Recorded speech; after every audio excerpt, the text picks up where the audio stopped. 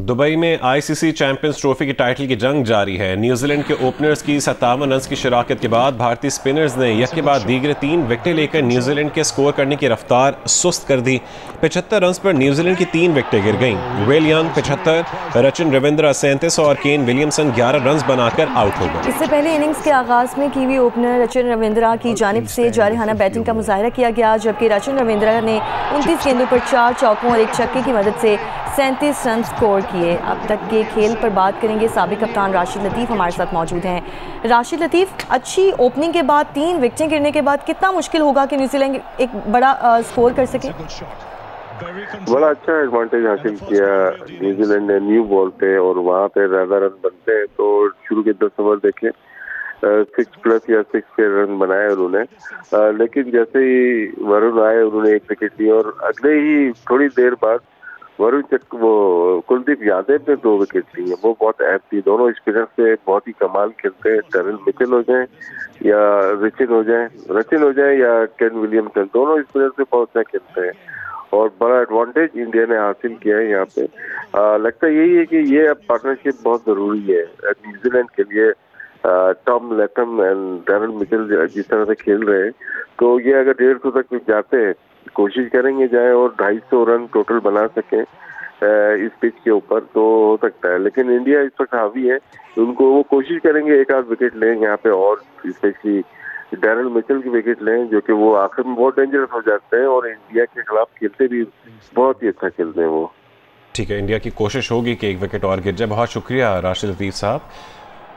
इस वक्त मैच जारी है और आपको बताएं कि इंडिया बॉलिंग करा रहा है जबकि न्यूजीलैंड की बैटिंग जारी है। जिला पेशावर ने वज़ीर आला अमीन गंडापुर की कारकर्दगी के खिलाफ अलानिया चार्जशीट पेश कर दी है। जिला पेशावर के तंजीमी इजलास के बाद जारी एलामिया में कहा गया है कि वाटर एंड सैनिटेशन सर्विसेज की खराब कारकर्दगी नाकाबिले कबूल है। पेशावर का सीवरेज निज़ाम इंतहाई पोसीदा हो चुका है। PTI पेशावर के एलामिया में सिटीज इंप्रूवमेंट प्रोजेक्ट के तहत पेशावर के फंड्स और दीगर अजला को मुंतकिल करने पर भी शदीद गमो गुस्से का इजहार किया गया। एलामिया में यह भी कहा गया कि पेशावर की अहम सड़कों पर स्ट्रीट लाइट्स की कमी जराइम में मददगार साबित हो रही है। PTI पेशावर की तंजीम ने पुलिस की कारकर्दगी पर अदम इत्मीनान का इजहार करते हुए शहर में सेफ सिटी प्रोजेक्ट मुकम्मल करने का मुतालबा भी किया। PTI पेशावर ने सूबाई हुकूमत से तजावुजात के खिलाफ ऑपरेशन शुरू करने और तमाम सरकारी इमलाक काबजीन से वागुजार करवाने का मुतालबा करते हुए ये धमकी भी दी है कि पेशावर के मसाइल हल ना होने की सूरत में एहतजाज का ऑप्शन भी इस्तेमाल किया जाएगा। PTI जिला पेशावर के रहनुमाओं के इजलास पर मुशीर इत्तलात KP बैरिस्टर सैफ का रद्दमल भी सामने आया है। इस बारे में मजीद तफसील हासिल करेंगे जियो न्यूज़ के नुमाइंदे अबू बकर सिद्दीक से। अबू बकर, क्या रद्दमल दिया है बैरिस्टर सैफ ने?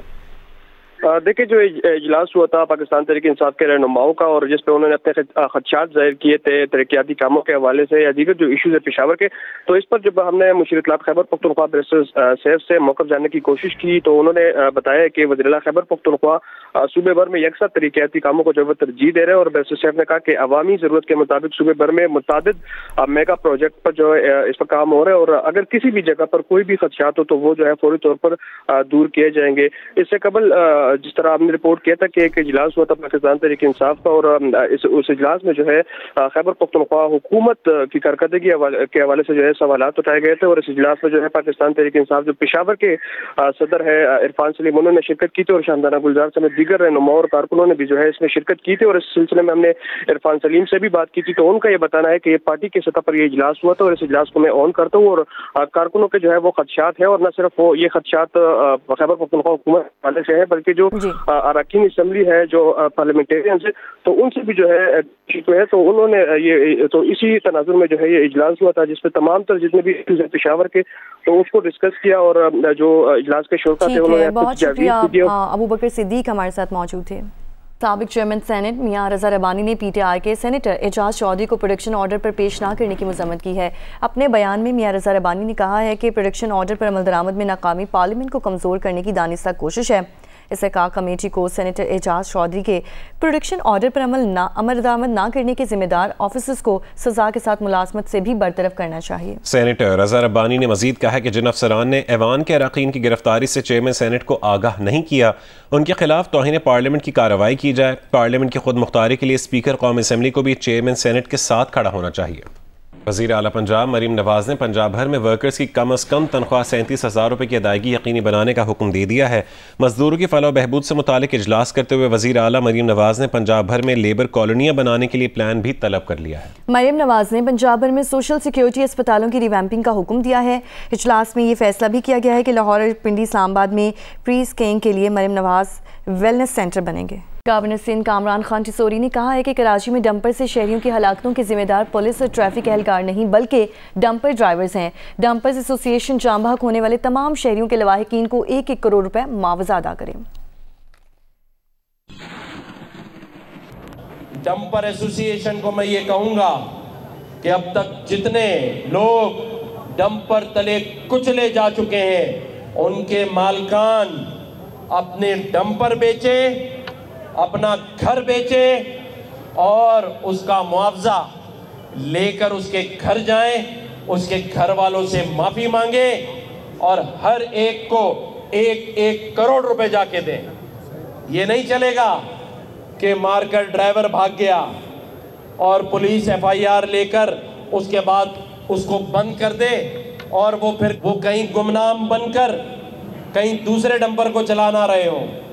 जिन्होंने ये कत्ल किए हैं, ये ट्रैफिक गर्दी की है, उन्हें सुकून से नहीं बैठने देंगे। लेकिन एक बात कान खोल के सुन लें, मैं किसी एसओ को, किसी पुलिस अफसर को जिम्मेदार नहीं ठहरा रहा हूँ। मैं उन तमाम डंपर ड्राइवर्स को खबरदार कर रहा हूँ कि होश में आ जाएं। इस शहर में दाखिल होते वक्त कलमा तैयबा पढ़े, दुरूद शरीफ पढ़े और इंसान के बच्चों की तरह अपनी गाड़ी चलाएं। मीरपुर खास में तालीम अधूरी छोड़कर रोजगार कमाने में माँ की मदद करने वाली होनहार तालिबा अलिशबा अपनी अधूरी तालीम पर अफसुर्दा है। वो डॉक्टर बनना चाहती थी लेकिन हालात साजगार नहीं है। मोहम्मद खालिद की रिपोर्ट। 17 साला अलिशबा काशिफ दिन भर अपनी माँ का हाथ बटाती हैं ताकि वो इसकी छोटी बहन और भाई के साथ सरे शाम से रात गए तक अपने स्टॉल पर पराठे फरोख्त करके घर के गुजर बसर का सामान कर सकें। अलिशबा 8वीं जमात में नुमाया कारकर्दगी के बावजूद आगे तालीम जारी नहीं रख सकी। पिछले 7 क्लास के पेपर दिए, उसके अंदर मेरा A+ आया था और 9 और 10 क्लास में दे नहीं पा रही। घर के घरेलू हालात की वजह से मैं चाहती हूँ कि 9 और 9 और 10 क्लास के पेपर दूँ, आगे पढ़ूँ, मगर घर के हालात की वजह से नहीं पढ़ पाई। अलिशबा की छोटी बहन भी पढ़ने का शौक दिल में लिए कागज पर अपने तौर कुछ न कुछ लिखने की कोशिश करती रहती है, जबकि भाई भी आगे पढ़ने की ख्वाहिश दिल में दबाए बैठा है। इनकी माँ भी बच्चों को ना पढ़ा सकने पर दुखी है। बस इतना है कि मैं मकान का किराया अफोर्ड कर सकती हूँ और बच्चों को खिला सकती हूँ, इससे ज़्यादा मैं अपने बच्चों को नहीं करती। ये अफसोस मुझे जिंदगी भर रहेगा, मरते दर तक रहेगा कि मैं अपने बच्चों को तालीम हासिल नहीं करा पाई। बदतरीन माशी मसाइल और नामसाइद हालात में न जाने कितने होनहार बच्चों के लिए तालीम की राहें मसदूद कर दी हैं। कैमरा टीम के साथ मोहम्मद खालिद, जियो न्यूज़, मीरपुर खास। अमेरिकी सदर डोनाल्ड ट्रंप की टीम के अहम रुकन एलॉन मस्क ने अमेरिका के नेटो से निकलने की तजवीज़ की हिमायत कर दी। अपने बयान में एलॉन मस्क ने कहा कि अमेरिका को फौरी तौर पर नेटो से अलहदा हो जाना चाहिए। एलॉन मस्क के मुताबिक मौजूदा दौर में ये कोई माकूल बात नहीं है कि यूरोप के दिफा का खर्चा भी अमेरिका उठाए। अभी आपको बताएं कि DI खान में पंचायत के फैसले पर बच्ची के वालिद ने मुबैना तौर पर खुदकुशी कर ली है। वनी की गए बच्चे के वालिद ने मुबैना तौर पर खुदकुशी कर ली है। मजीद तफसील जानेंगे सईदुल्ला मरवत से। बताएगा सईद, क्या तफसील है? कि ये बुनियादी तौर पे तहसील पहाड़पुर का वाकया है, जो भगवानी शुमाली एक गांव है, वहां पर ये वाकया पेश आया है कि पंचायत ने एक फैसला किया है कि बच्ची को 11 साल बच्ची है उसको वनी करने का ये फैसला सामने आया है। और उसकी बुनियाद वही है कि किसी एक लड़के ने, उसके भांजे ने, जो जिसकी ये बेटी ये वनी की गई है, उसके भांजे ने उस पे इल्ज़ाम था कि उसने किसी दूसरे फरीक की बेटी से ताल्लुक रखा और गुफ्तगू का ताल्लुक रखा, और उसकी बुनियाद पे ये वनी का वाकया पेश आया है जिसपे वालिद ने बेबसी के आलम में खुदकुशी की है। बहुत शुक्रिया सईदुल्ला मरवत अपडेट करने के लिए।